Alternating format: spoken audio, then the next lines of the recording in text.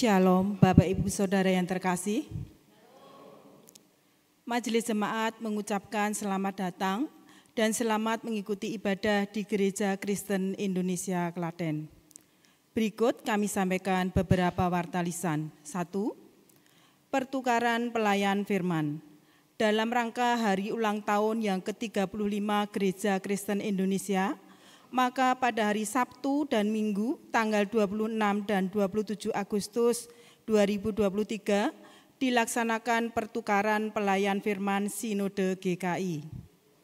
Pendeta Pelangi Kurnia Putri melayani di GKI Indramayu, Jawa Barat.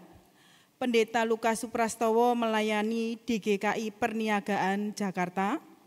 Sedangkan di GKI Klaten dilayani oleh Pendeta Tri Santoso dari GKI Pengadilan Bogor.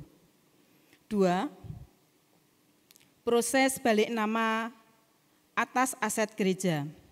Persidangan pleno Majelis Jemaat GKI Klaten pada hari Rabu tanggal 9 Agustus 2023 memutuskan menunjuk dan memberi kuasa kepada Penatua Yohanes L. Kabili selaku Ketua Majelis Jemaat GKI Klaten dan Pendeta Pelangi Kurnia Putri selaku Sekretaris Majelis Jemaat GKI Klaten bertindak sebagai wakil Majelis Jemaat untuk melakukan proses balik nama atas aset gereja yang masih menggunakan nama perseorangan atau pribadi.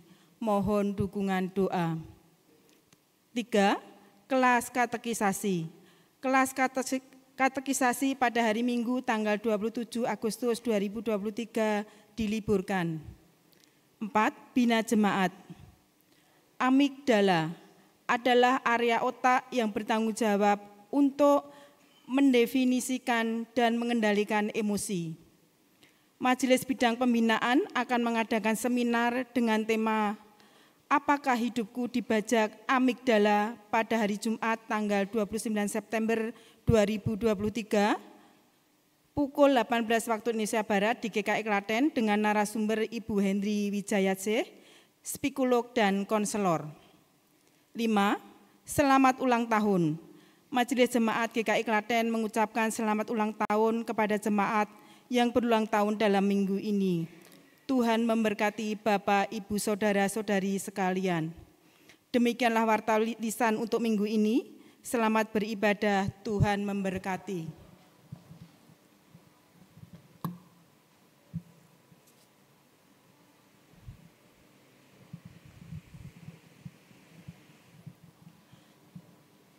Marilah kita bersorak-sorai untuk Tuhan. Bersorak-sorak bagi gunung batu keselamatan kita. Biarlah kita menghadap wajah-Nya dengan nyanyian syukur. Bersorak-sorak baginya dengan nyanyian mazmur. Marilah bersorak bagi Sang Raja Gereja yang kasih setianya melebihi segala sesuatu. Yang tidak pernah meninggalkan umat-Nya. Hai umat Allah, marilah kita bersorak-sorai bagi Raja kita dengan nyanyikanlah nyanyian baru.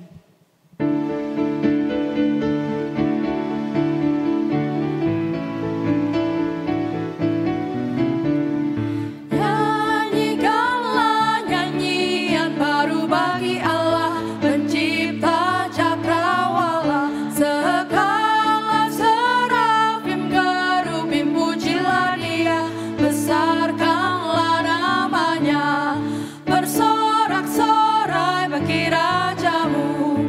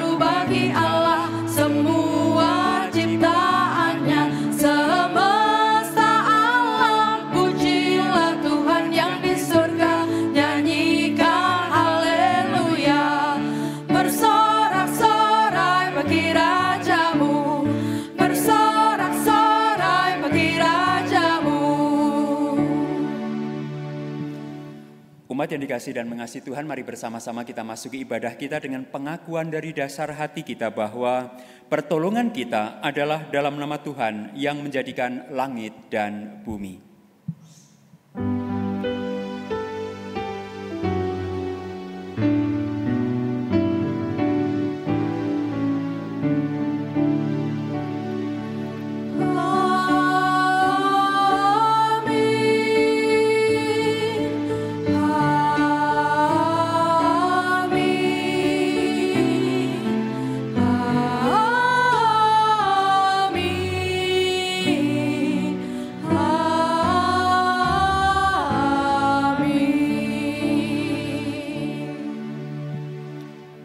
Damai sejahtera Allah menyertai kita. Kini dan selamanya.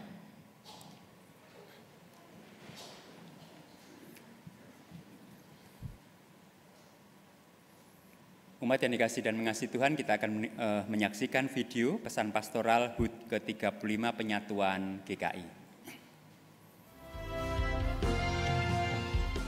Saudara-saudara, para anggota jemaat dan simpatisan GKI yang dikasihi dan mengasihi Tuhan. Kita semua patut mengucap syukur di ulang tahun yang ke-35 GKI pada saat ini, kita mengalami berkat pertolongan dan kebaikan Tuhan. Pertama, situasi pandemi COVID-19 sudah dinyatakan selesai, sehingga kita boleh melakukan aktivitas secara normal. Sekalipun situasi belum benar-benar pulih, kita menatap dengan pengharapan bahwa semuanya akan menjadi lebih baik. Pada hari ulang tahun GKI kali ini, pertukaran pelayan kebaktian secara tatap muka sudah bisa dilakukan kembali. Semoga kehadiran pendeta dari jemaat lain boleh berbagi cerita dan pengalaman untuk kebaikan pelayanan kita bersama. Kedua, kita juga bersyukur setelah melalui proses yang panjang, amandemen tata gereja dan tata laksana GKI telah diselesaikan dan diberlakukan mulai tanggal 27 Agustus 2023. Yang ketiga, kita bersyukur untuk beberapa bakal jemaat yang akan dilembagakan sebagai jemaat GKI pada tahun ini. Masih ada banyak pekerjaan yang perlu kita kerjakan, baik dalam ruang lingkup jemaat, klasis, sinode wilayah, dan sinode. Marilah kita saling mendukung dalam doa dan bersinergi dalam karya. BPMS GKI beserta seluruh badan pelayanan sinode GKI memohon dukungan doa dari seluruh anggota jemaat dan simpatisan GKI agar kami dapat mengerjakan tugas dan tanggung jawab yang kami emban. Selamat ulang tahun yang ke-35 Gereja Kristen Indonesia. Kiranya Allah Trinitas senantiasa menolong dan memberkati GKI, serta menjadikan GKI sebagai gereja yang misioner untuk menghadirkan kebaikan dan berkat bagi Indonesia bahkan dunia.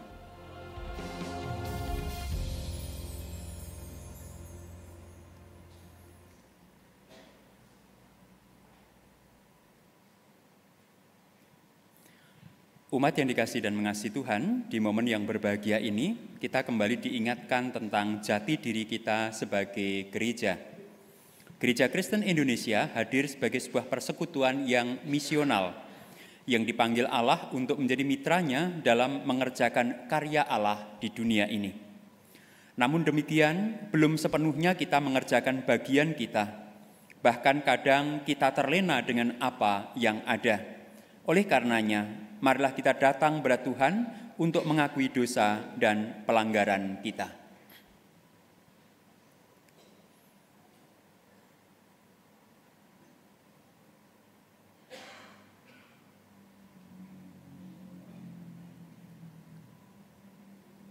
Ya Allah Trinitas, Allah persekutuan, selaku umat-Mu kami memahami dan menyadari tugas dan panggilan kami sebagai gereja.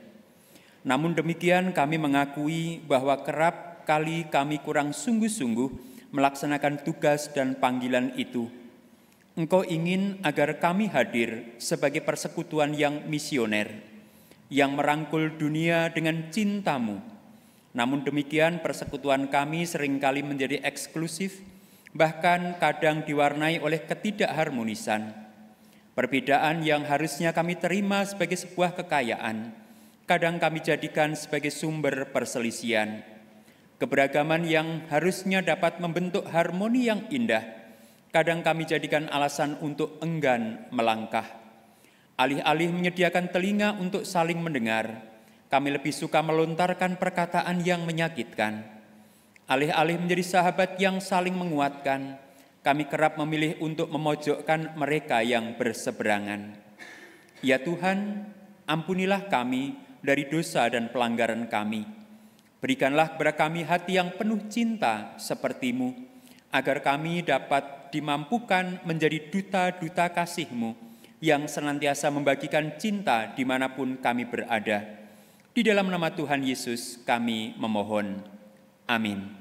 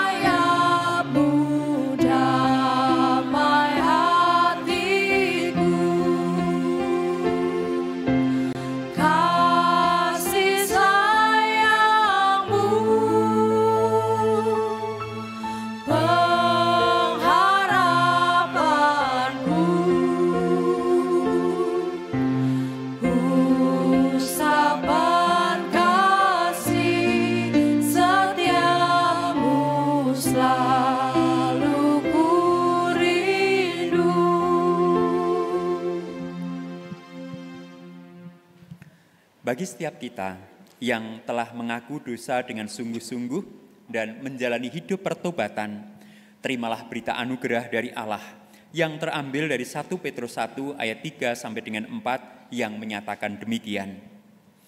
Terpujilah Allah dan Bapa Tuhan kita Yesus Kristus, yang karena rahmat-Nya yang besar telah melahirkan kita kembali oleh kebangkitan Yesus Kristus dari antara orang mati, kepada suatu hidup yang penuh pengharapan, untuk menerima suatu bagian yang tidak dapat binasa, yang tidak dapat cemar, dan yang tidak dapat layu, yang tersimpan di surga bagi kamu. Di dalam Kristus engkau telah diampuni. Di dalam Kristus engkau pun telah diampuni. Damai Kristus bagimu. Damai Kristus bagimu juga.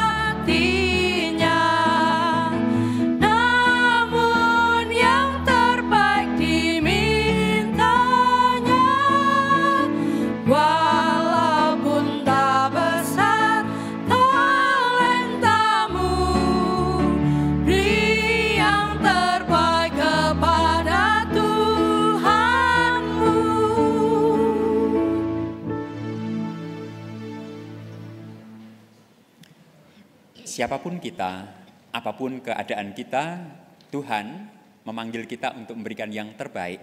Dari yang paling sederhana dari setiap kita, ketika itu kita kerjakan dengan bertanggung jawab dan kita persembahkan dengan tulus, maka menjadi sesuatu yang indah bagi kemuliaannya.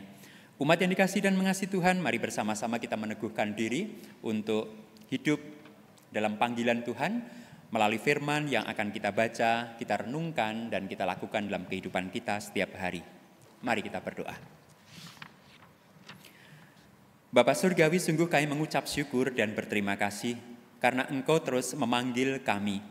Maka mampukanlah kami untuk menyadari panggilan itu, sehingga setiap langkah kehidupan kami adalah langkah untuk memenuhi panggilan-Mu.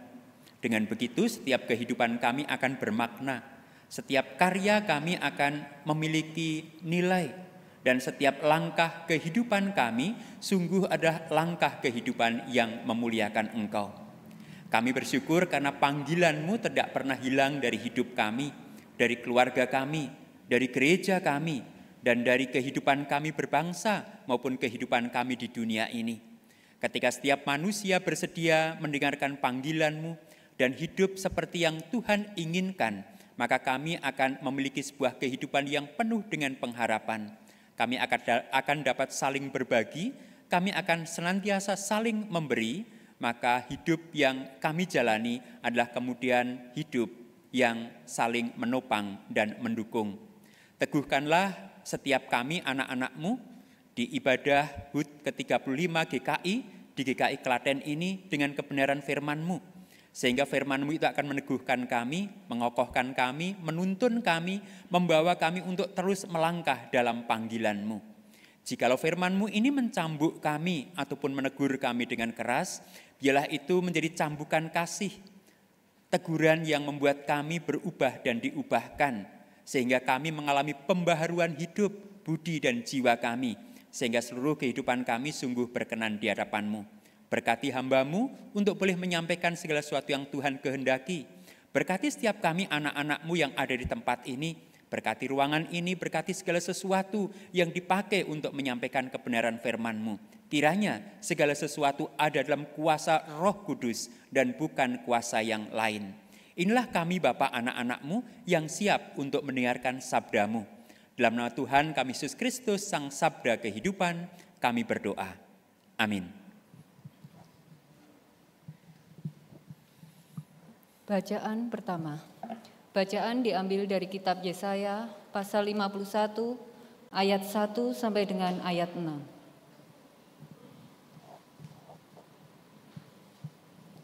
Yesaya pasal 51 ayat 1 sampai dengan ayat 6. Dengarkanlah aku, hai kamu yang mengejar apa yang benar, hai kamu yang mencari Tuhan. Pandanglah gunung batu yang daripadanya kamu terpahat, dan kepada lubang penggalian batu yang daripadanya kamu tergali. Pandanglah Abraham bapa leluhurmu, dan Sarah yang melahirkan kamu.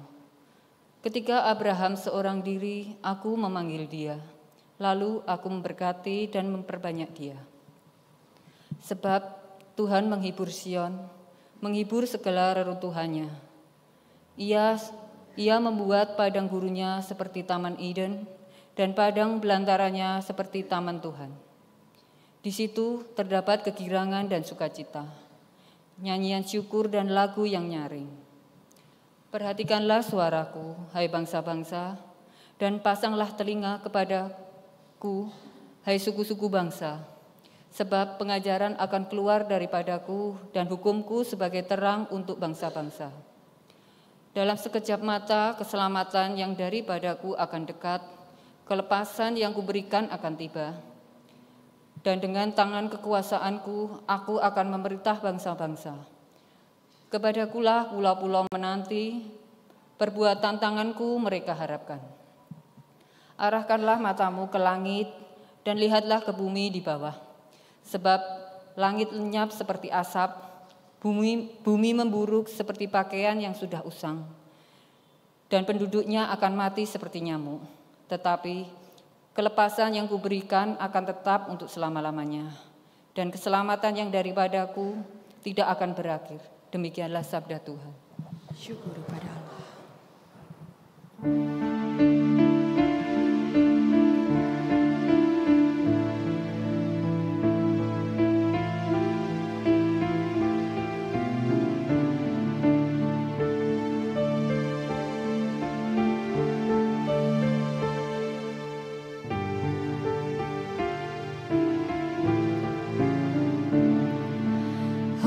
Aku hendak menaikkan syukur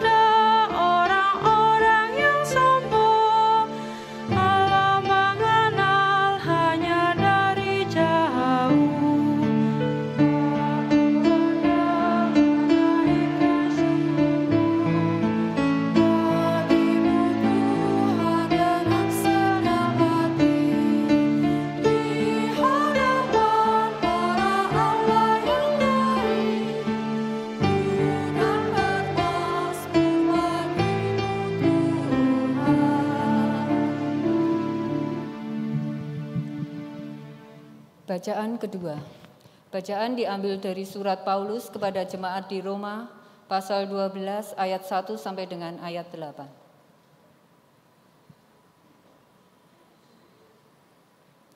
Surat Paulus kepada jemaat di Roma, pasal 12 ayat 1 sampai dengan ayat 8. Karena itu, saudara-saudara, demi kemurahan Allah aku menasihatkan kamu, supaya kamu mempersembahkan tubuhmu sebagai persembahan yang hidup, yang kudus, dan yang berkenan kepada Allah. Itu adalah ibadahmu yang sejati. Janganlah kamu menjadi serupa dengan dunia ini, tetapi berubahlah oleh pembaharuan budimu, sehingga kamu dapat membedakan manakah kehendak Allah, apa yang baik, yang berkenan kepada Allah, dan yang sempurna. Berdasarkan kasih karunia yang dianugerahkan kepadaku, aku berkata kepada setiap orang di antara kamu, janganlah kamu memikirkan hal-hal yang lebih tinggi daripada yang patut kamu pikirkan. Tetapi hendaklah kamu berpikir begitu rupa sehingga kamu menguasai diri menurut ukuran iman yang dikaruniakan Allah kepada kamu masing-masing. Sebab sama seperti pada satu tubuh kita mempunyai banyak anggota, tetapi tidak semua anggota itu mempunyai tugas yang sama. Demikian juga kita, walaupun banyak adalah satu tubuh di dalam Kristus, tetapi kita masing-masing adalah anggota yang seorang terhadap yang lain. Demikianlah kita mempunyai karunia yang berlain-lain menurut kasih karunia yang dianugerahkan kepada kita. Jika karunia itu adalah untuk bernubuat baiklah, kita melakukannya sesuai dengan iman kita. Jika karunia untuk melayani, baiklah kita melayani. Jika karunia untuk mengajar, baiklah kita mengajar. Jika karunia untuk menasihati, baiklah kita menasihati. Siapa yang membagi-bagikan sesuatu, hendaklah ia melakukannya dengan hati yang ikhlas. Siapa yang memberi pimpinan, hendaklah ia melakukannya dengan rajin. Siapa yang menunjukkan kemurahan, hendaklah ia melakukannya dengan sukacita. Demikianlah sabda Tuhan. Kepada Allah. Injil Tuhan Yesus Kristus menurut Matius pasal 16 ayat 13 sampai dengan 20. Injil Tuhan Yesus Kristus menurut Matius pasal 16 ayat 13 sampai dengan 20. Matius pasal 16 ayat 13 sampai dengan 20 yang berbunyi demikian. Pengakuan Petrus. Setelah Yesus tiba di daerah Kaisarea Filipi, ia bertanya kepada murid-muridnya, "Kata orang, siapakah anak manusia itu?" Jawab mereka, "Ada yang mengatakan Yohanes Pembaptis, ada juga yang mengatakan Elia, dan ada pula yang mengatakan Yeremia atau salah seorang dari para nabi." Lalu Yesus bertanya kepada mereka, "Tetapi apa katamu? Siapakah aku ini?" Maka jawab Simon Petrus, "Engkau adalah Mesias, Anak Allah yang hidup." Kata Yesus kepadanya, "Berbahagialah engkau Simon bin Yunus, sebab bukan manusia yang menyatakan itu kepadamu, melainkan Bapa-Ku yang di surga. Dan aku pun berkata kepadamu, engkau adalah Petrus, dan di atas batu karang ini aku akan mendirikan jemaat-Ku, dan alam maut tidak akan menguasainya. Kepadamu akan kuberikan kunci kerajaan surga. Apa yang kau ikat di dunia ini akan terikat di surga, dan apa yang kau lepaskan di dunia ini akan terlepas di surga." Lalu Yesus melarang murid-muridnya supaya jangan memberitahukan kepada siapapun bahwa ia Mesias. Demikianlah Injil Tuhan Yesus Kristus, firman Allah. Demikianlah Injil Tuhan Yesus Kristus, firman Allah untuk umat Allah.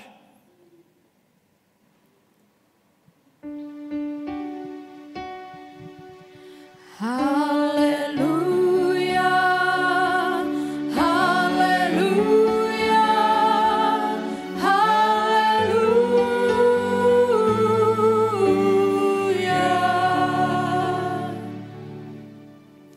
Selamat sore umat yang dikasihi dan mengasihi Tuhan. Kiranya sukacita mewarnai ibadah kita pada saat ini, sehingga dengan sukacita itu kita bisa menemukan apa yang Allah ingin sampaikan kepada kita, dan itu akan menjadi bekal bagi kita untuk melanjutkan panggilan kehidupan kita. Sebelumnya, terimalah salam dari Majelis Jemaat dan Jemaat di GKI Pengadilan, Jalan Pengadilan nomor 35 Bogor, di mana Tuhan mengizinkan dan menempatkan saya untuk melayani umatnya di sana. Bapak, Ibu, dan saudara terkasih, saya melayani di GKI Pengadilan Bogor sekitar 8 tahun. Sebelumnya saya melayani di GKI Madiun sekitar 15 tahun. Istri saya 1, anak saya 2, yang 1 sudah kuliah di UGM semester 3, yang 1 masih kelas 3 SMA. Saya sebetulnya bertetangga dengan Bapak Ibu, karena saya sebenarnya lahirnya di Boyolali, di Kabupaten Boyolali. Tahun 90 saya merantau ke Surabaya, terus kemudian sempat merantau ke Palembang, bekerja, kemudian kembali ke Surabaya dan melanjutkan kuliah. Jadi sebelum kuliah saya sudah bekerja sekitar 4 tahun.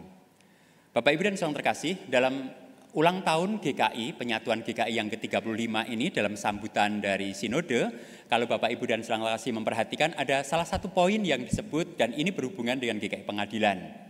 Yang tentu kalau Bapak, Ibu, dan saudara terkasih pernah mendengar bahwa di GKI Pengadilan secara khusus dan secara umum di Kota Bogor ada sebuah permasalahan mengenai Bapos Yasmin. Bapak, Ibu pernah dengar?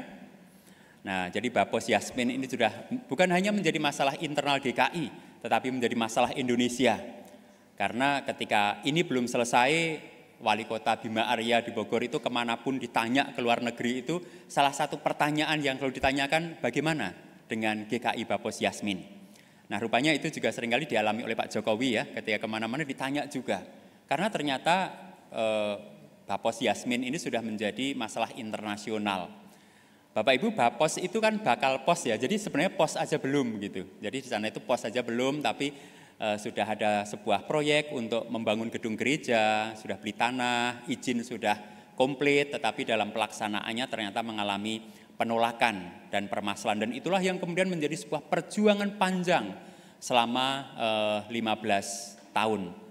Dan puji Tuhan, tahun lalu kita mendapatkan hibah tanah, kemudian dibangun, selesai bangun diresmikan, dan saat ini sudah bisa digunakan beribadah dengan baik.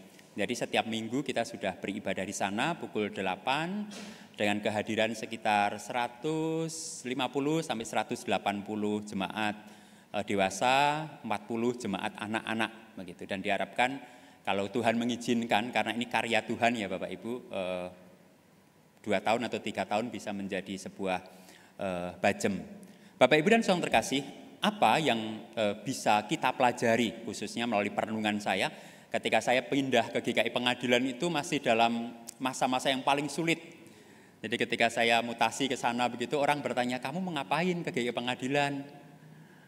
GKI Pengadilan sedang riweh, kalau orang Sunda begitu, sedang ribet, sedang banyak masalah, kok kamu ke sana begitu. Saya mengatakan saya tidak tahu mengapa saya harus ke sana. Karena saya dulu juga tidak tahu mengapa saya ke Madiun. Ketika saya masuk Madiun, Bapak Ibu, 8 tahun tidak ada pendetanya. Prospek 25 calon pendeta itu enggak ada yang nyantol. Baru kemudian saya datang ke tempat itu gitu. Jemaat juga tidak terlalu berharap banyak bahwa saya akan di situ begitu, tapi justru disitulah terjadi sebuah perjodohan. Nah, demikian juga di pengadilan, mengapa Pak Tri mau ke sana begitu? Saya bilang saya enggak tahu. Bukan saya yang mau ke sana begitu. Istri dan anak-anak saya tentu saja tidak mau begitu. Tetapi kemudian dalam prosesnya itu terjadi.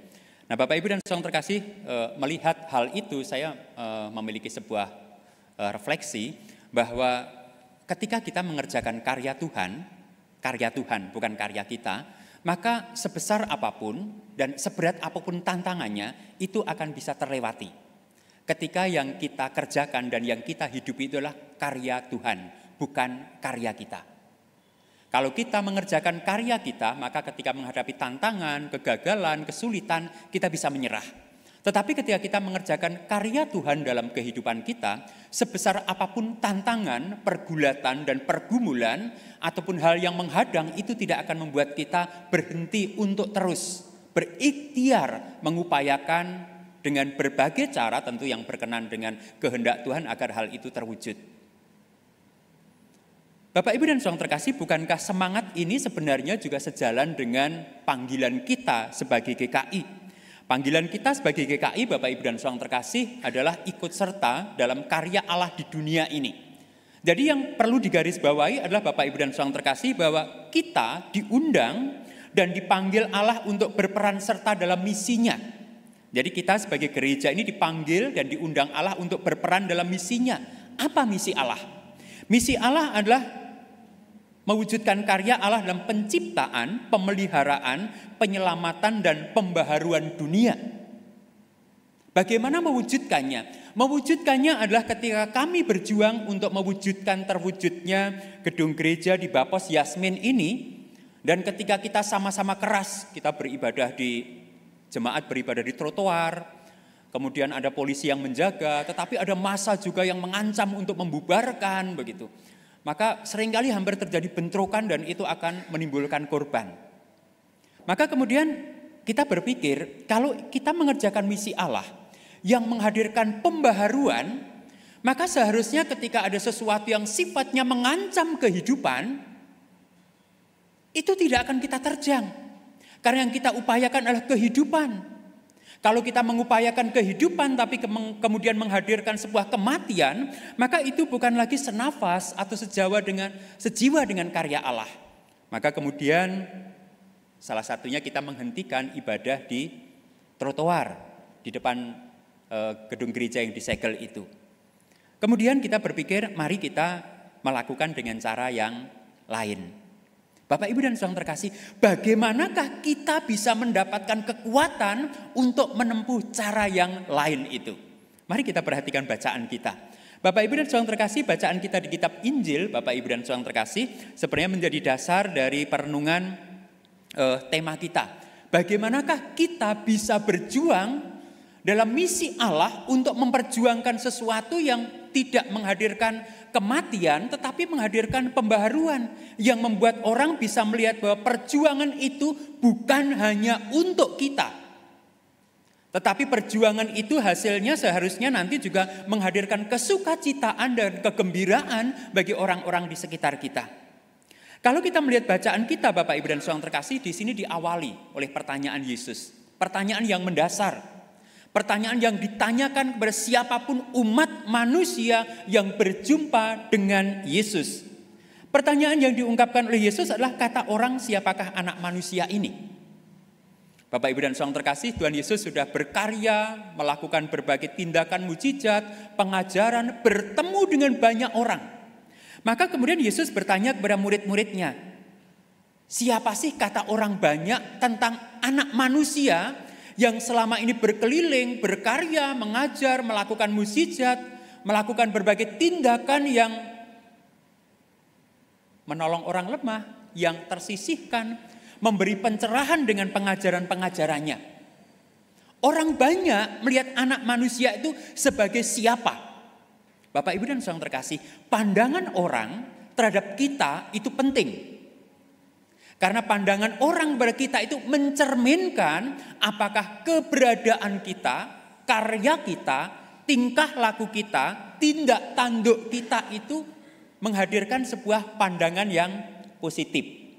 Walaupun tidak selalu ini kemudian harus menjadi sebuah dasar, Bapak, tidak, karena orang pun bisa subjektif ya, tidak selalu objektif begitu. Tetapi kita melihat kemudian bagaimanakah massa atau orang banyak itu menyikapi siapakah Yesus. Di situ dikatakan ada Yohanes Pembaptis. Yohanes Pembaptis baru saja dibunuh oleh Herodes Antipas karena menegur Herodes yang mengambil istri dari iparnya. Jadi Herodes ini punya ipar, istrinya diambil, begitu dipaksa. Maka Yohanes Pembaptis menegur, tidak baik melakukan itu, tidak halal, itu haram. Maka kemudian melalui sebuah peristiwa Yohanes Pembaptis dibunuh. Nah, Herodes melihat Yesus ini adalah Herodes yang bangkit kembali, begitu. Kemudian ada yang menyebutnya Elia. Elia adalah salah satu nabi terbesar dari bangsa Israel. Karena Elia tidak pernah mati, tapi diangkat ke surga. Wah, ini Elia sudah turun lagi dalam diri Yesus. Karena Yesus juga adalah tokoh yang berani melawan ahli-ahli Taurat, orang-orang Farisi yang mengajarkan hal yang tidak benar. Seperti Elia yang berani berperang dengan nabi-nabi Baal, begitu. Nah, kemudian ada juga yang mengatakan Yeremia. Yeremia adalah nabi yang paling menderita, Bapak Ibu, di masa perjanjian lama. Dia berani menderita, menjalankan tugasnya. Dan ini sebenarnya juga nanti mencerminkan siapakah Yesus. Bapak, Ibu, dan saudara terkasih, orang memberikan kesan kepada kita, orang memberikan kesan kepada keluarga kita, orang memberikan kesan kepada gereja kita adalah melalui apa yang kita lakukan, apa yang kita kerjakan. Saya tidak tahu kalau orang Klaten itu ditanya, bagaimana sih tentang dengan keberadaan gereja Jago? Nah, itu perlu disurvei, Bapak Ibu, apakah kesan mereka begitu. Kalau tiba-tiba suatu saat gereja Jago ini tidak ada, yang kehilangan pertama kali siapa? Kira-kira? Apakah orang-orang yang bersentuhan dengan gereja Jago itu kemudian merasa kehilangan, aduh, kemana gereja itu? Di mana mencarinya? Karena apa? Karena kehadirannya sangat berarti bagi kami. Karena kehadirannya sangat bermakna bagi kami. Tanpa kehadirannya, hidup ini tidak akan lengkap. Kalau orang luar menganggap gereja Jago seperti itu, berarti sesuatu yang keren begitu, sesuatu yang indah. Tetapi Bapak, Ibu, dan saudara terkasih, yang lebih penting adalah sebenarnya bagaimanakah kita mengakui siapakah Yesus itu sendiri. Oleh karena itu di sini pengakuan iman yang kokoh ini kemudian Yesus mengatakan, tetapi katamu, apa katamu, siapakah aku ini? Orang lain sudah mengatakan Yohanes Pembaptis, Elia, Yeremia atau nabi yang lain. Tetapi menurut kamu siapakah aku ini? Ini pertanyaan mendasar Bapak, Ibu, dan saudara terkasih bagi setiap kita sampai saat ini. Bahkan bagi setiap manusia. Karena apa? Karena jawaban tentang siapakah aku ini akan menentukan posisi, situasi, dan kondisi yang bersangkutan atau setiap kita. Pengakuan kita tentang siapakah Yesus akan menjadi sebuah pijakan yang kokoh bagi kita untuk melanjutkan kehidupan ini. Bapak, Ibu, dan saudara terkasih, sebuah pengakuan yang kokoh ini akan menjadi dasar bagi kita untuk berpijak dan melangkah. Sebuah pengakuan yang kokoh tentang siapakah Yesus akan memberikan sebuah kekuatan bagi kita untuk terus berdiri. Karena pengakuan yang kokoh ini Bapak, Ibu, dan saudara terkasih akan menentukan apakah kita akan berani menjalani hidup ini. Pengakuan kita tentang Yesus itu akan menentukan kita ini hidup dan melangkah bersama dengan siapa. Kalau kemudian Petrus mengatakan, engkau adalah Mesias, anak Allah yang hidup. Engkau adalah yang diurapi Tuhan. Engkau adalah Allah yang hidup. Pengakuan itu membuat Petrus meyakini bahwa Yesus adalah yang dipilih, yang diurapi. Engkau adalah Allah yang hidup, yang datang untuk menghidupkan kami, yang datang untuk memulihkan kami. Maka kemudian mereka memiliki semangat, keberanian, walaupun mereka orang-orang sederhana. Jadi pengakuan ini penting Bapak Ibu dan Saudara terkasih, karena ini menjadi sebuah pengakuan iman yang kokoh. Bagi orang-orang percaya saat ini ataupun bagi orang-orang Kristen Bapak Ibu dan Saudara terkasih, ketika kita memiliki pengakuan yang kokoh tentang siapakah Yesus itu, maka itu akan menjadi fondasi yang benar bagi kita untuk hidup. Menjadi fondasi yang kuat bagi kita untuk melayani. Tanpa pengakuan yang kokoh, banyak orang Kristen akan jatuh, bahkan dalam pelayanan sekalipun. Banyak orang Kristen akan mutung, akan mundur. Karena apa? Dasarnya bukan kepada pengakuan Yesus yang benar. Tetapi ketika mereka mengaku Yesus adalah Mesias, anak Allah yang hidup, maka orang-orang Kristen, setiap kita, Bapak, Ibu, dan Saudara terkasih, serta GKI, itu fondasinya adalah fondasi pengakuan kita kepada Yesus. Dengan begitu Bapak Ibu dan Saudara terkasih, pengakuan yang kokoh ini akan menjadi daya dorong bagi kita untuk berbagi pengharapan. Semangat kepada orang-orang di sekitar kita. Kalau kita membaca bacaan kita di kitab Yesaya, Bapak Ibu dan Saudara terkasih, bukankah pengakuan kepada Allah itu kemudian memanggil kita untuk berbagi pengharapan di tengah kesesakan, berbagi sukacita di tengah kesedihan, berbagi penghiburan di tengah hal-hal yang menakutkan. Panggilan orang Kristen, keluarga Kristen, gereja, dan GKI adalah untuk berbagi penghiburan, pengharapan, janji Allah dalam kehidupan ini. Bukankah Bapak Ibu dan Saudara terkasih, saat ini kalau kita memperhatikan kehidupan di sekitar kita, ada begitu banyak hal yang menakutkan. Lalu bagaimanakah kita sebagai gereja berbagi pengharapan untuk berani menghadapi ketakutan ini? Saat ini banyak orang yang ketakutan tentang perubahan cuaca. Katanya bukan lagi sesuatu yang bumi ini menghangat, tidak, tapi bumi ini sedang mendidih. Panasnya luar biasa. Lalu bagaimana gereja itu bersikap? Ketika saya masuk ke tempat ini menginap di ruang atas, saya senang karena di situ ada tulisan yang mengingatkan, pergunakanlah air dengan bijaksana. Itu penting Bapak Ibu dan Saudara terkasih, karena saat ini banyak saudara-saudara kita di berbagai tempat sudah kesulitan untuk mendapatkan air. Maka adalah penting bagi kita kemudian untuk bersikap bijak, berbagi pengharapan, tetapi juga dengan sikap tindakan yang nyata. Saya kemana-mana Bapak Ibu dan Saudara terkasih sekarang menggunakan tumbler.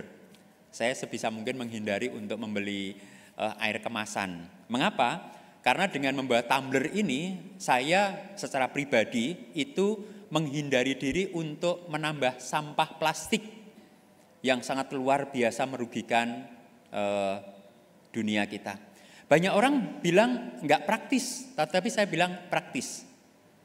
Saya praktis, karena saya paling tidak saya berhemat, saya tidak pernah paling tidak mengurangi untuk membeli plastik, saya hanya perlu mengisi ulang. Memang setiap hari saya harus mencuci, tetapi ini lebih bagus karena kalau saya menggunakan gelas atau apa kan lebih banyak.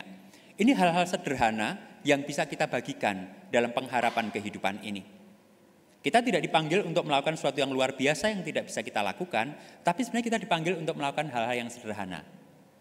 Bapak Ibu dan Saudara terkasih, di Boyolali itu ada seorang dokter yang kedermawanannya sangat teruji ya. Saya berani bercerita karena orang tua saya mengalami sendiri. Suatu hari orang tua saya berobat. Dan ternyata ketika ditanya apa profesinya, ke tempat itu datang dengan apa, itu enggak ditarik bayaran, dikasih obat gratis, malah dikasih uang untuk sanggup pulang. Beliau juga dokter, dia anggota GKI, dan itu sangat terkenal. Ketika terjadi kerusuhan berkali-kali di Solo dan sekitarnya menghampiri Boyolali, orang yang mengepung rumahnya itu sangat banyak. Apakah untuk membakar? Tidak, untuk melindungi. Karena apa? Siapa berani menyentuh rumah dokter ini dan keluarganya berarti berhadapan dengan kami. Mengapa? Karena dokter ini memang terkenal sangat baik. ibu saya pernah mengalami itu, jadi saya berani bercerita. Dan bukankah itu Bapak Ibu dan saudara terkasih, apa yang berbagi pengharapan, berbagi sukacita melalui sesuatu yang bisa kita lakukan, bukankah itu menjadi sesuatu yang indah? Yang kedua Bapak Ibu dan saudara terkasih, fondasi pengakuan kita akan siapakah Yesus sebagai Mesias anak Allah yang hidup itu ternyata sebuah fondasi yang tidak terkalahkan. Mengapa itu menjadi fondasi yang tidak terkalahkan? Mari kita perhatikan ayat 17-18. Kata Yesus kepadanya, berbahagialah engkau Simon bin Yunus, sebab bukan manusia yang menyatakan itu kepadamu, melainkan Bapa-Ku yang di surga. Pengakuan itu datangnya bukan dari pengetahuan manusia, tetapi dari Allah yang berkenan memberitahukan itu kepada engkau. Oleh karena itu berbahagialah. Itu adalah anugerah, bukan buah dari upaya atau usahamu, tetapi itu adalah anugerah dari Bapa yang memberikannya kepada engkau. Dan aku pun berkata kepadamu, engkau adalah Petrus. Perhatikan perubahan namanya Bapak Ibu. Dan di atas batu karang itu aku akan mendirikan jemaatku, dan alam maut tidak akan menguasainya. Ternyata yang kedua, pengakuan yang kokoh itu kemudian menjadi fondasi yang tidak terkalahkan, bahkan oleh alam maut sekalipun. Di sini Bapak Ibu dan saudara terkasih, kita berbicara tentang pekerjaan Allah dalam kehidupan kita. Jadi sebenarnya pengakuan iman ataupun gereja itu adalah pekerjaan Allah yang tidak akan terkalahkan ketika Allah bekerja. 15 tahun mengupayakan terwujudnya Bapos Yasmin itu benar-benar melelahkan, dan seringkali kami hampir menyerah. Sudahlah, buat apa dilanjutkan, sudahlah berhenti begitu.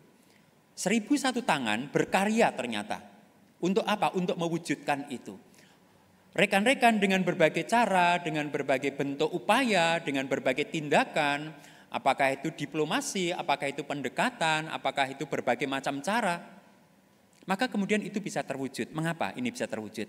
Karena itu adalah karya Allah, bukan karya manusia.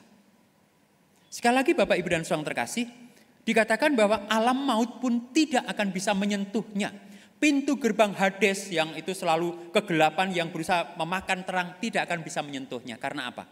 Karena itu adalah karya Allah. Ini menjadi penting Bapak Ibu dan saudara terkasih bagi kita gereja. Ketika kita berkarya di gereja dan kemudian ketika kita akan melaksanakan sebuah program atau acara, ini kok belum dimulai saja sudah ribut, sudah menyebabkan pertengkaran, perpecahan. Ini apa sih? Rohnya siapa yang menguasai? Nah, ketika itu kita evaluasi misalnya, oh itu berasal dari ambisi pribadi, dari keinginan segelintir orang, maka harus kita berani evaluasi. Apakah Allah mengingatkan bahwa sesungguhnya ini bukan sesuatu yang benar? Tetapi ketika segala sesuatu itu kita lakukan menghadapi tantangan, rintangan, hal yang tidak mudah tetapi semangatnya itu bersama-sama bersatu, maka di situ kita kemudian melihat bahwa ada pekerjaan Allah di dalamnya. Pekerjaan Allah itu menghadapi tantangan. Tetapi pada satu sisi, pekerjaan Allah juga menghadirkan janji. Bapak Ibu dan saudara terkasih, janji Allah inilah yang menjadi pegangan kita. Ada tantangan, tetapi juga ada janji Allah. Sebuah lagu yang dulu populer kan mengatakan, janjimu seperti fajar pagi hari yang tiada pernah terlambat bersinar. Ketika kemarin saya bertemu dengan Pendeta Lukas, kemudian kami bercerita begitu. Ketika Pendeta Lukas masih kader, Bapak Ibu, ternyata saya menjadi pendeta pembinanya. Saya kemudian, oh kita pernah bertemu, iya Mas Tri, saya kan dulu ketika bina kader Pak Tri yang mendampingi saya.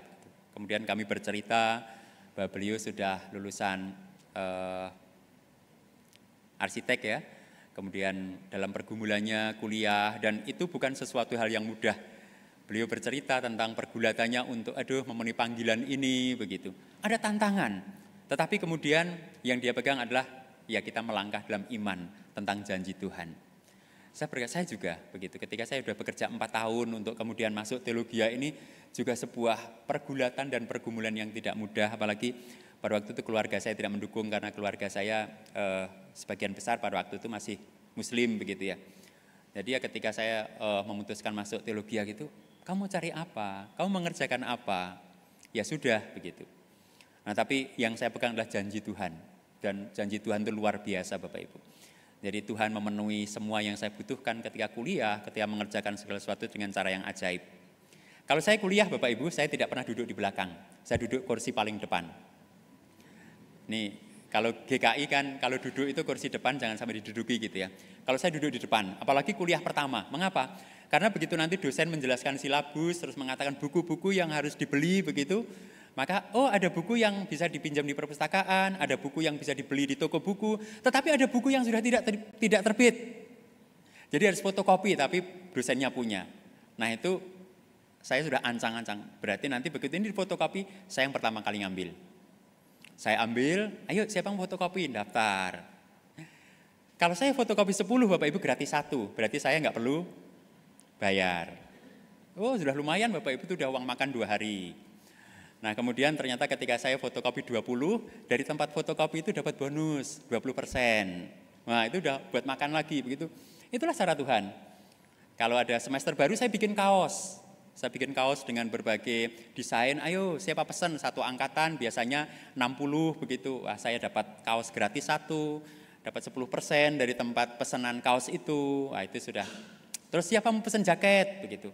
Siapa pesan tas, saya kerjasama dengan Sablon begitu. Dan itu ternyata tabungan saya yang hanya cukup untuk 2 tahun kuliah ternyata sampai selesai itu masih sisa. Apa? Janji Tuhan. Iman yang kokoh bukan berarti tanpa tantangan. Tetapi tantangan itu juga disertai dengan janji Tuhan. Hanya saja seringkali kita lebih melihat janji Tuhan atau tantangannya.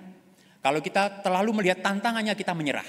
Gak berani melangkah. Tetapi kalau kita melihat janji Tuhan, maka sebesar apapun tantangannya, janji Tuhan menguatkan dan memampukan kita. Yang terakhir Bapak Ibu dan Saudara terkasih, kalau kita perhatikan dalam bacaan kita di Injil Matius pasal 16 ayat 19 dikatakan, kepadamu akan kuberikan kunci kerajaan surga. Apa yang kuikat di dunia ini akan terikat di surga, dan apa yang dilepaskan di dunia ini akan terlepas di surga. Kepada Petrus dan juga jemaat yang mengaku bahwa Yesus adalah Mesias, anak Allah yang hidup, kemudian diberi kepercayaan untuk. Yang dimaksudkan di sini Bapak Ibu dan Saudara terkasih bahwa adalah nanti ketika ada sebuah permasalahan, maka kemudian sikap Petrus atau sikap para rasul itu akan menentukan. Salah satu contoh, ketika terjadi polemik tentang sunat, apakah orang Kristen itu harus mengikuti tradisi sunat atau tidak? Maka kemudian ketika Rasul Petrus mengatakan ketika menjadi Kristen tidak perlu sunat, maka itu diterima. Itulah yang dikatakan ketika engkau mengikat di dunia akan terikat di surga, melepaskan di dunia akan terlepas. Jadi sebenarnya Rasul Petrus dan kemudian gereja itu sebenarnya diberi kuasa Tuhan untuk menilai segala sesuatu yang ada di dunia ini. Bapak Ibu kita kan punya latar belakang tradisi ya, berbagai macam tradisi dalam kehidupan kita. Nah ketika kita berbenturan antara iman dan tradisi, bagaimanakah kita menerangi itu? Jadi ketika saya di Madiun dan juga di Bogor itu seringkali berdebat tentang boleh enggak sih mengadakan ibadah penghiburan dalam rangka 3 hari, 7 hari, 40 hari dan selebihnya. Boleh enggak Bapak Ibu? Boleh enggak? Boleh? Bapak Ibu ini belum saat hening loh. Boleh enggak? Mengapa boleh? Ya? Boleh ya? Nah ternyata banyak orang sebenarnya nggak boleh. Itu bukan gerejawi, itu bukan tata cara gereja. Itulah tata cara dunia, mengapa kita? Nah kemudian begitu. Nah kemudian padahal sebenarnya orang yang berduka itu membutuhkan itu ya Bapak Ibu, membutuhkan penghiburan begitu. Nah oleh karena itu kemudian saya mengusulkan sebuah nama dari acara itu. Baiklah, mari kita menggunakan nama mengenang dalam kasih. Jadi kita tidak berdoa bagi yang meninggal ini sudah memperingati 7 harinya, 40 harinya, 100 harinya, 1000 harinya. Bukan, mengenang dalam kasih yang sudah meninggal, tetapi kita menguatkan keluarganya. Orang yang kita kasih ini sudah meninggal, tetapi mari kita melihat kasih Allah itu terus ada di keluarga ini, menopang dan menguatkan itu. Ya itu sama saja Pak Pendeta ngapusi, karena apa? Karena hanya bungkusnya. Bukan bungkusnya, saya bilang begitu. Kita benar-benar tidak lagi mendoakan yang meninggal. Kita mendoakan yang ditinggalkan. Agar mampu, agar dikuatkan, agar kemudian terus melangkah, melanjutkan kehidupannya, tidak putus asa. Terus nanti kalau suatu saat keluarganya minta kita mendoakan yang meninggal, ya kita jawab tidak bisa. Kita sudah tidak lagi mendoakan yang meninggal. Yang meninggal itu urusannya sudah dengan Tuhan. Ketika yang meninggal itu sudah mengaku Yesus sebagai Mesias, itu sudah urusannya dengan Tuhan. Jadi kita tidak perlu mendoakan. Yang perlu kita doakan adalah yang masih hidup. Bapak, Ibu, dan saudara terkasih, gereja perlu menyikapi banyak hal yang berhubungan dengan berbagai tradisi dan juga kebiasaan. Dengan terang firman Tuhan. Sehingga apa yang dikatakan itu kemudian akan membuat setiap orang itu bisa menjalani dan menghidup itu dengan baik. Bukan di dalam gereja dikatakan tidak boleh, tapi diam-diam melakukan. Bapak Ibu, suatu hari saya diundang salah seorang jemaat untuk ucapan syukur pembukaan toko. Nah, setelah kita berdoa di bawah begitu, Pak Pendeta, kita naik ke atas ya. Kemudian naik ke atas. Loh, begitu mau naik ke atas, begitu ada sebuah lambang binatang yang menggigit apa. Saya tanya, Pak, kok masih pasang ini? Saya tanya gitu. Ya enggak apa-apa Pak Pendeta, di bawah kan pasang salib. Nanti kalau salibnya enggak mempan kan nanti ditangkal ini. Boleh enggak Bapak Ibu? Boleh enggak? Belum selesai Bapak Ibu, naik ke lantai 3. Di situ ada kain mori putih, dibungkus apa, digantung. Lah, ini apa lagi, saya bilang begitu. Oh, ini kalau carinya sih dari gunung sana Pak Pendeta, ini enggak apa-apa, ini penglaris kok. Ya namanya juga tolak bala, terus ada penglarisnya kan komplit begitu. Waduh, lah terus tadi doa pembukaan dan ucapan syukur tadi maknanya apa begitu. Yaitu beliaunya menjawab, ya namanya juga jaga-jaga Pak Pendeta. Bapak, Ibu, dan saudara, bukan seperti itu sikapnya. Kemudian saya mengatakan, kalau Bapak melakukan ini, Bapak tidak akan mendapatkan apa-apa. Karena Bapak adalah orang yang bimbang. Berarti tidak mengakui Yesus sebagai Mesias, anak Allah yang hidup. Yang kepadanya kita mempercayakan hidup kita, melandaskan fondasi kita. Bahkan kita meyakini alam maut tidak akan bisa menyentuh kita ketika kita memiliki pengakuan itu.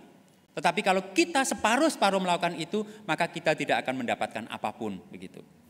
Maka kemudian, ya karena orang itu diam saja, ya sudah begitu.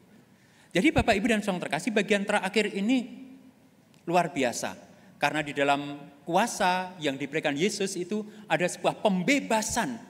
Pembebasan untuk melihat segala sesuatu itu dari terang kebenaran firman Tuhan. Sehingga kita tidak akan lagi terikat dengan hal-hal yang lama, hal-hal yang membelenggu kita. Kemudian kita sungguh-sungguh dibebaskan dalam karya Kristus ini. Bukankah itu yang ditekankan dalam bacaan kita di kitab Roma, Bapak, Ibu, dan saudara terkasih? Roma pasal 12 menekankan kita, janganlah kamu menjadi serupa dengan dunia ini, tetapi berubahlah oleh pembaharuan budimu, sehingga kamu dapat membedakan manakah kehendak Allah, apa yang baik, yang berkenan kepada Allah, dan yang sempurna. Kepada kita, pribadi Kristen, keluarga, gereja, kita mengalami pembaharuan demi pembaharuan. Sehingga kita mengetahui mana kehendak Allah dan mana kehendak dunia.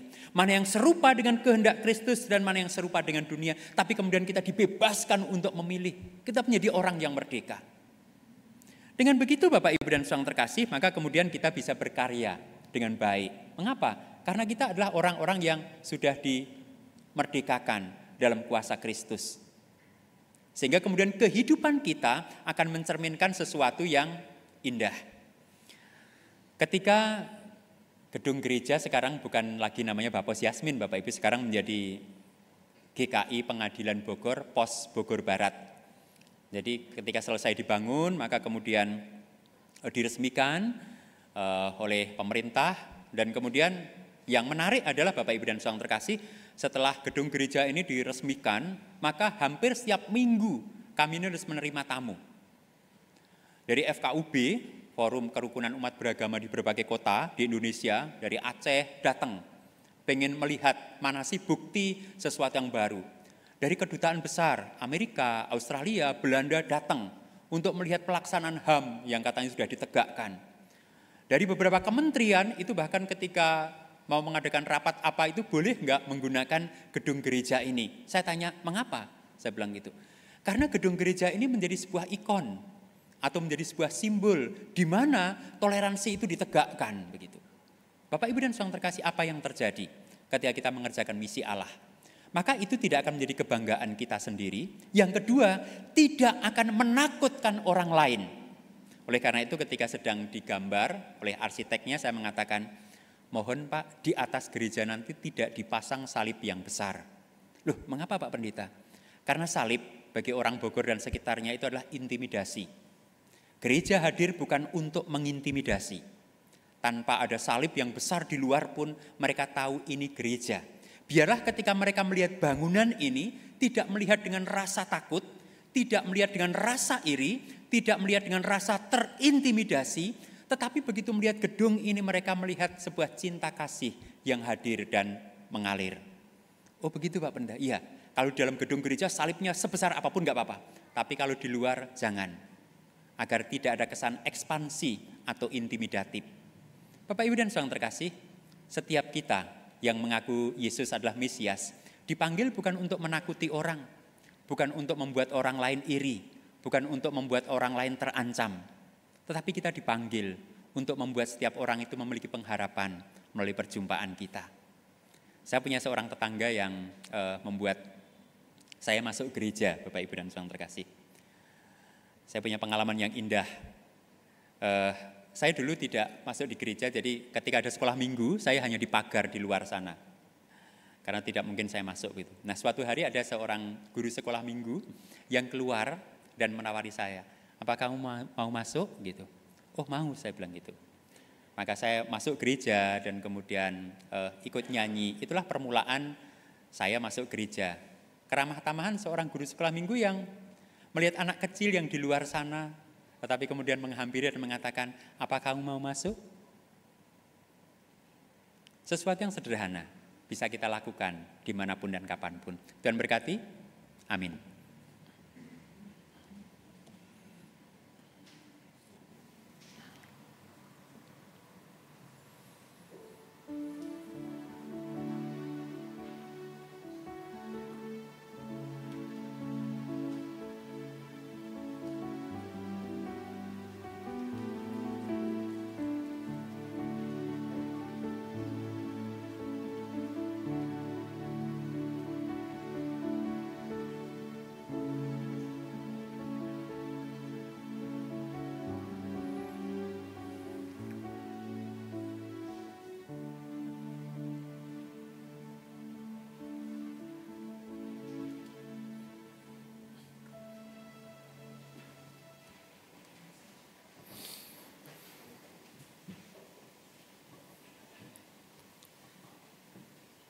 Jemaat yang terkasih, di dalam kesatuan Gereja Kristus di segala waktu dan tempat, bersama-sama kita ikrarkan pengakuan percaya kita menurut pengakuan iman rasuli.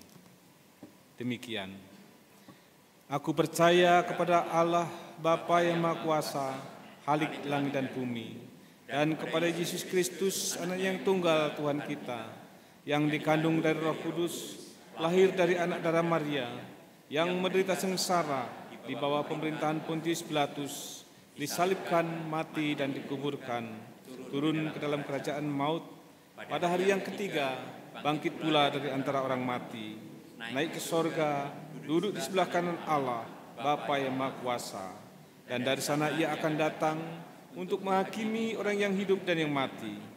Aku percaya kepada Roh Kudus, gereja yang kudus dan am, persekutuan orang kudus, pengampunan dosa, kebangkitan orang mati, dan hidup yang kekal.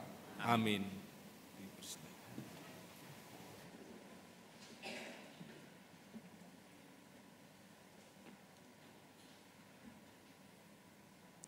Umat yang dikasihi dan mengasihi Tuhan, kita akan menyaksikan tayangan video satu lagi.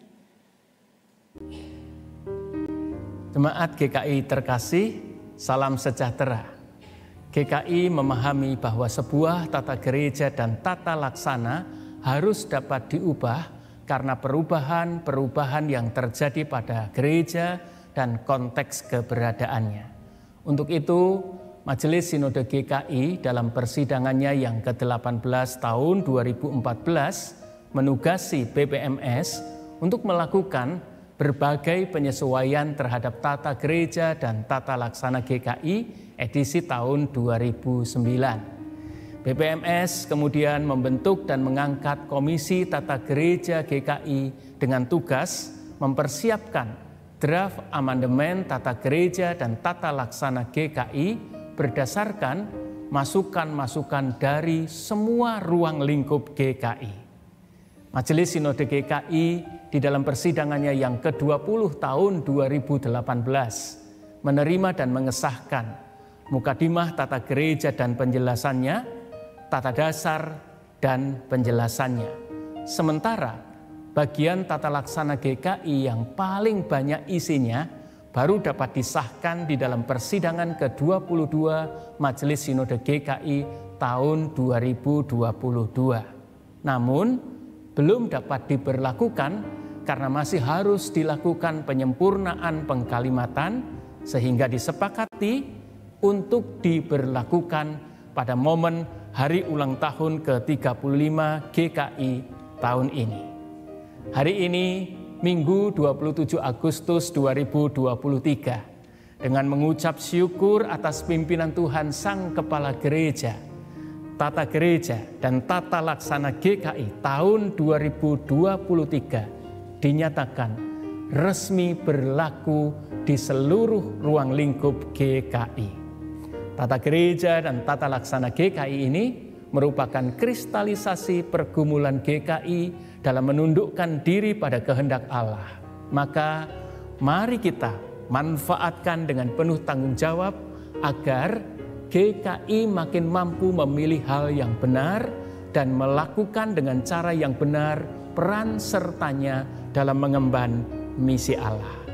Selamat ulang tahun GKI, Tuhan Yesus memberkati. Demikian Bapak Ibu dan Saudara terkasih, jadi ada tata gereja dan tata laksana yang sudah diperbaharui ya. Silakan Bapak Ibu membaca seperti katanya tadi agar kita bisa melakukan misi Allah dengan cara dan sikap yang benar. Mari kita bersyukur atas karya Allah melalui GKI sehingga GKI terus bisa berperan dalam kehidupan di Indonesia ini secara utuh. Umat yang dikasihi dan mengasihi Tuhan, mari bersama-sama kita akan menaikkan syafaat kita. Mari kita berdoa. Bapa Surgawi, sungguh kami mengucap syukur dan berterima kasih karena Engkau membuka hati dan pikiran kami, sebagaimana Engkau membuka hati dan pikiran Petrus untuk mengakui Yesus sebagai Mesias, Anak Allah yang hidup. Itu membuat kami memiliki pengakuan yang kokoh. Itu membuat kami memiliki dasar hidup yang tidak tersentuh oleh alam maut. Itu yang membuat kami bisa melayangkan pelayanan yang membebaskan dan menggembirakan. Kami bersyukur karena Engkau juga berkarya melalui Gereja Kristen Indonesia yang memperingati ulang tahunnya yang ke-35 yang kami rayakan pada saat ini melalui ibadah-ibadah di seluruh GKI. Terima kasih Tuhan untuk penyertaan-Mu. Terima kasih untuk tata gereja yang telah disempurnakan.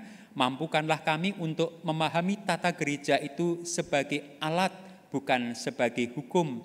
Sehingga melalui alat-Mu ini dinamika pelayanan GKI semakin terwujud dengan baik. Roh Kudus mampukan kami untuk memahami, mengerti dan mengaplikasikan sehingga seluruh pelayanan kami sungguh akan tersusun dengan rapi dan baik. Saat ini Bapak, kami juga menyerahkan akan seluruh pertukaran pelayanan mimbar yang terselenggara di GKI di berbagai tempat, kiranya boleh terlaksana dengan baik dan lancar, di mana kami saling berbagi berita, berbagi kabar, berbagi pengharapan, berbagi semangat, berbagi kekuatan, untuk bersama-sama bergandengan tangan, berderap satu, melangkah sebagai GKI bagi Indonesia. Pada saat ini kami juga berdoa untuk jemaat-Mu di tempat ini, GKI Klaten.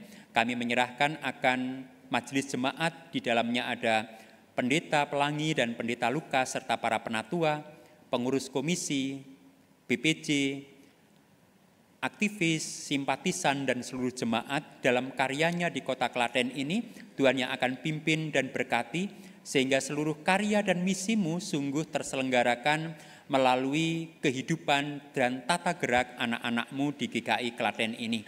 Kami juga menyerahkan akan rencana-rencana yang akan dikerjakan oleh GKI Klaten ke depan, upaya balik nama, perluasan gereja. Bapa Surgawi, biarkanlah kami menghidupi misimu. Maka ketika kami menghidupi misimu, maka apa yang kami lakukan itu walaupun tidak mudah, kami yakin akan dapat terlaksana, karena kami melaksanakannya dalam penyertaan dan janjimu. Bapak Surgawi, kami juga menyerahkan setiap program kerja dari GKI Klaten beserta dengan bajem dan pos jemaat di berbagai tempat. Tuhan pimpin dan berkati, sehingga melalui berbagai program dan kegiatan ini bukan hanya memuaskan kami, atau bukan hanya menggunakan anggaran dan melelahkan, tetapi melalui program kerja dan kegiatan ini menjawab tantangan bagi jemaatmu dan juga masyarakat di sekitar Kota Klaten, sehingga mereka bisa melihat karyamu melalui derap langkah karya dan kegiatan kami. Kami juga menyerahkan akan setiap anak-anakmu di berbagai tempat, setiap pribadi dan rumah tangga di berbagai lingkungan di mana mereka berada.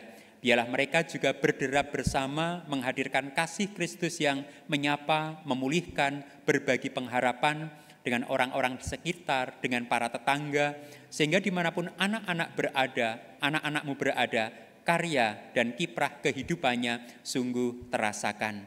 Bapak Surgawi, kami juga berdoa untuk anak-anakmu yang mungkin mengalami kelemahan tubuh ataupun sakit, yang dirawat di rumah sakit ataupun di rumah, atau jika ada yang datang di gereja ini, Engkau yang akan jamah, kuatkan, pulihkan, berikan semangat, kekuatan, pengharapan, berikan kasih dan kesabaran untuk orang tua untuk saudara yang merawat, berikan kecukupan untuk biaya-biaya yang dibutuhkannya, sehingga sungguh Bapak, anak-anakmu terus merasakan anugerah-Mu menyapa mereka. Kami juga berdoa untuk anak-anak kami yang sedang berstudi, Tuhan berkati dimanapun mereka berstudi, agar mereka tidak hanya mengejar ilmu, tetapi mereka juga menumbuhkan iman. Mereka tidak hanya mengejar angka, tetapi mereka juga mendapatkan nilai-nilai dari setiap pembelajaran, sehingga setiap anak-anakmu akan tumbuh semakin dewasa dalam iman, dalam pengetahuan, dan mereka sungguh tahu setiap langkah yang mereka hidupi adalah langkah yang Tuhan sediakan.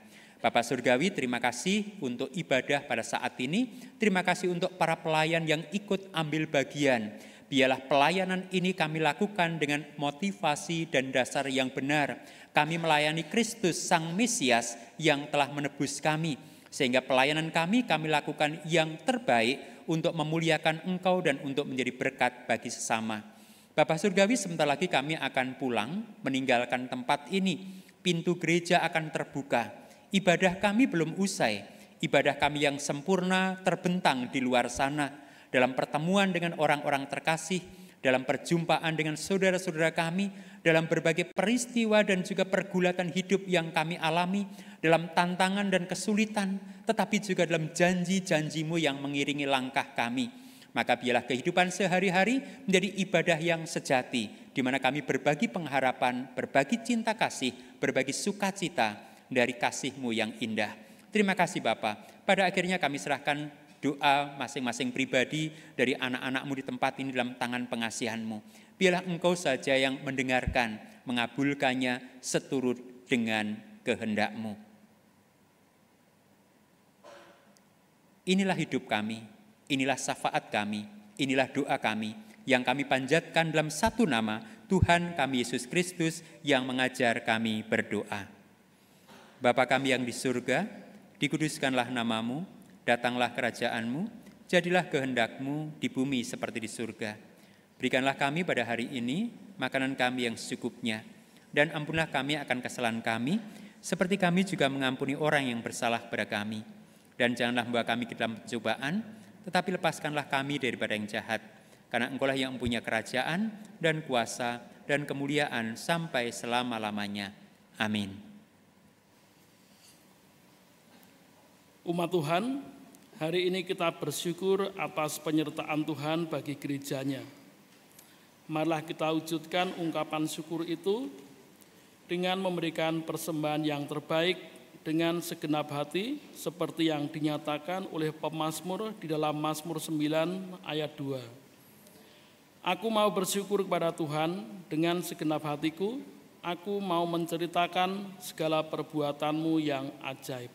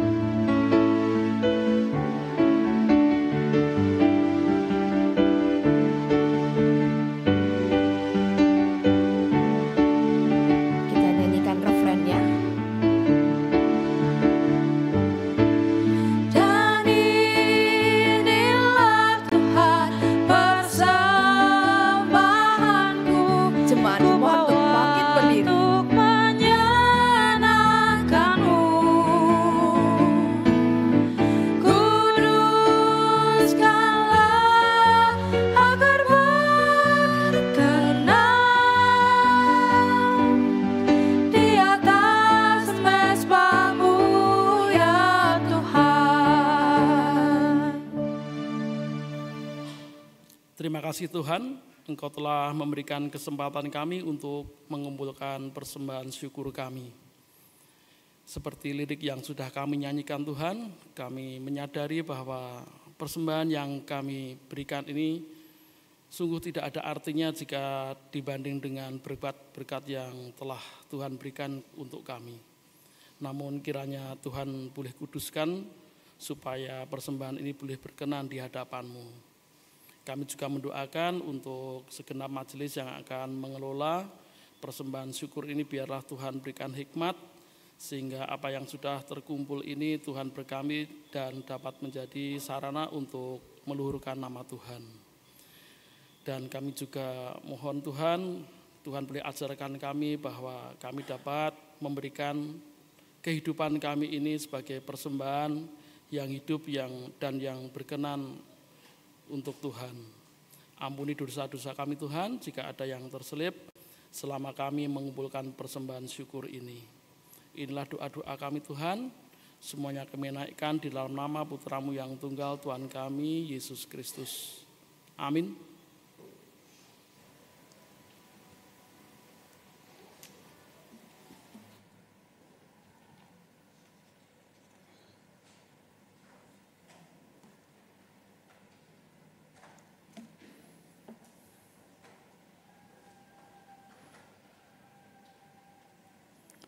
Umat yang dikasihi dan mengasihi Tuhan, marilah kita pergi ke tempat di mana Tuhan mengutus kita. Junjunglah panggilannya, perjuangkanlah kasih-Nya bersama-sama sebagai sebuah persekutuan yang misioner. Mari kita berkarya dalam dunia. Sama untuk mewujudkan kasih-Nya.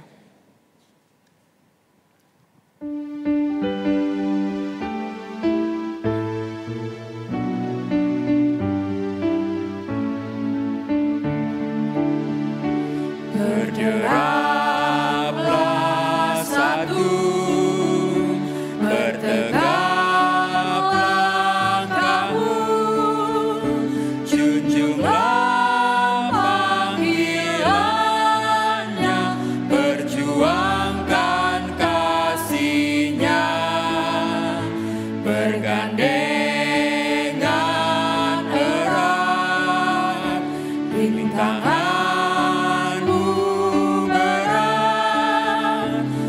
masyurkan berita perdamaian kekal. Kristus adalah kepala gerejanya, Roh-Nya pun tetap membimbing umatnya.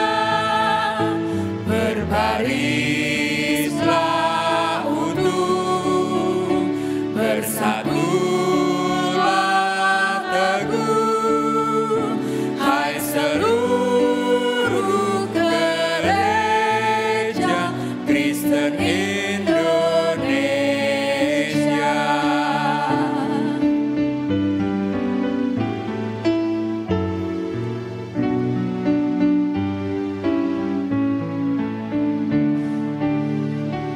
Majulah serentak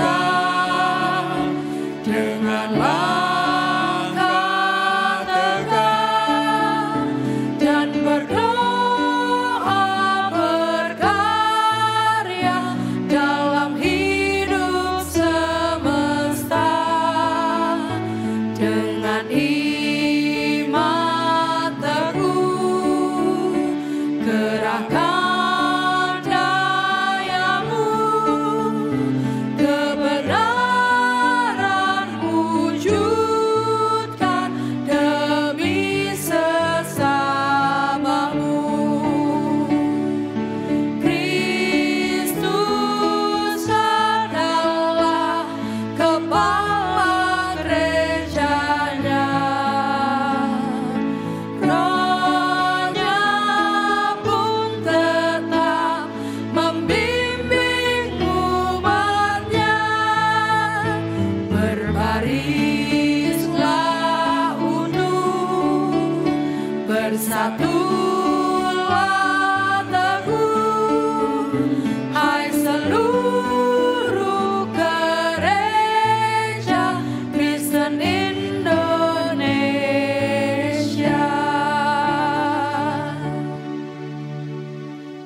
Arahkanlah hatimu kepada Tuhan. Kami mengarahkan hati kami kepada Tuhan. Jadilah saksi Kristus. Syukur kepada Allah, Terpujilah Tuhan. kini dan selamanya. terimalah berkat-Nya. Tuhan memberkati engkau dan melindungi engkau. Tuhan menyinari engkau dengan wajah-Nya dan memberi engkau kasih karunia. Tuhan menghadapkan wajah-Nya kepadamu dan memberi engkau damai sejahtera.